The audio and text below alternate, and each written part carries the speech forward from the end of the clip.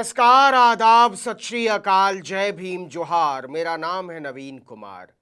अगर एक लाइन में कहें तो इजराइल कंगाल होता चला जा रहा है।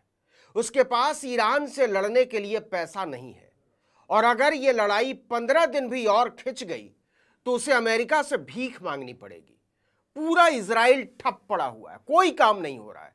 इजराइल के बड़े शहरों में स्कूल, कॉलेज, यूनिवर्सिटी, दफ्तर, कारखाने, रेलवे स्टेशन, मेट्रो, हवाई अड्डे सब ठप पड़े हुए हैं। ले देकर बाजार खुलते हैं और वहां भी सायरन की आवाज पर लोग बंकरों और शेल्टर्स की तरफ भागते हैं।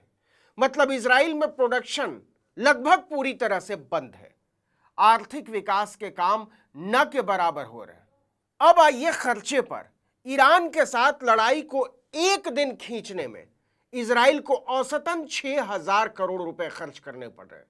जी हां, 6,000 करोड़ रुपए। मतलब अभी तक इजराइल इस जंग पर 72,000 करोड़ रुपए तो लुटा चुका है। इसे ऐसे समझिए कि भारत के 11 बड़े राज्यों की साल भर की जितनी जीडीपी है उतना 12 दिन में उड़ा चुका है इजराइल। और सरल शब्दों में कहें तो मध्य प्रदेश, राजस्थान, तेलंगाना, आंध्र प्रदेश, छत्तीसगढ़, उड़ीसा, हरियाणा, पंजाब, उत्तराखंड, तमिलनाडु और हिमाचल प्रदेश सब मिलाकर जितना पूरे साल में कमाते और खर्चा करते हैं, जितने का उत्पादन करते हैं, तनख्वाह, टैक्स, कपड़ा लत्ता, कार, गाड़ी, शिक्षा, स्वास्थ्य, सबका लेन देन और कमाई मिला दीजिए, उतना खर्चा कर चुका है इजराइल 12 दिन में। और सबसे ज्यादा खर्चा हो रहा है मिसाइल दागने में और मिसाइल रोकने में। एक मिसाइल की औसत कीमत है लगभग 40 करोड़ रुपए। मिसाइल हमलों को रोकने में भी इतनी ही लागत आती है। कई बार एक मिसाइल को रोकने के लिए कई लॉन्चर इस्तेमाल करने पड़ते हैं। देखिए, इस युद्ध में अब तक ईरान 400 से ज्यादा मिसाइलें दाग चुका है, जबकि इजराइल ने 120 लॉन्चर तबाह करने का दावा किया है। अच्छा, ये जो खर्चा है इसमें केवल मिसाइल, जेट ईंधन, बमबारी और सैनिक तैनाती जैसे खर्चे शामिल हैं। इसमें उस नुकसान का तो कोई हिसाब ही नहीं है जो युद्ध में हुआ है। हजारों इमारतें, स्कूल, बंदरगाह, सड़कें, पुल, एयरपोर्ट, बांध वगैरह वगैरह, इन्हें बनाने में जो लाखों करोड़ लगेंगे वो अलग, और जो दसियों साल का समय लगेगा वो अलग। अब इसका अंजाम यह हुआ है कि इजराइल भारी संकट में फंसता जा रहा है। इजरायली वित्त मंत्रालय ने 2025 में अपने देश के जीडीपी रेट का अनुमान 4.3% से घटाकर 3.6% कर दिया है। दूसरी तरफ बजट घाटे में भी 5% की बढ़ोतरी हो सकती है।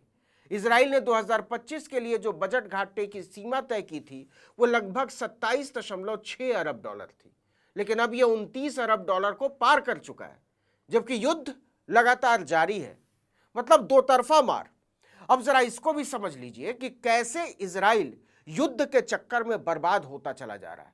उसकी हालत खस्ता होती चली जा रही है।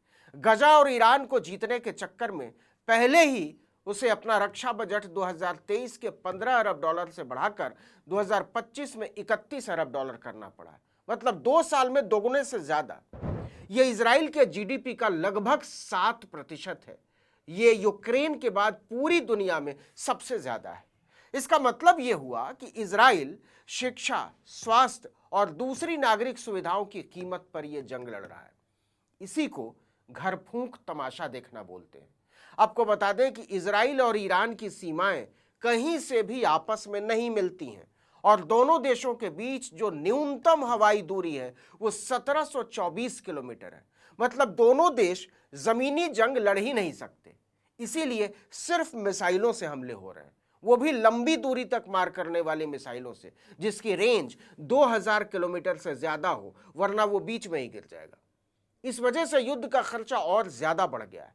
दोनों देशों की मिसाइलें कम से कम 2 देशों के ऊपर से गुजरती हैं, और कई बार तो 3 देशों के ऊपर से, इराक, जॉर्डन और सीरिया, और अगर फिलिस्तीन को जोड़ लें तो 4 देश। इसीलिए युद्ध में शामिल न होने के बावजूद बीच में पड़ने वाले देशों की चिंताएं भी बढ़ी हुई हैं। खैर, फिर से इजराइल की खस्ता होती माली हालत पर आते हैं।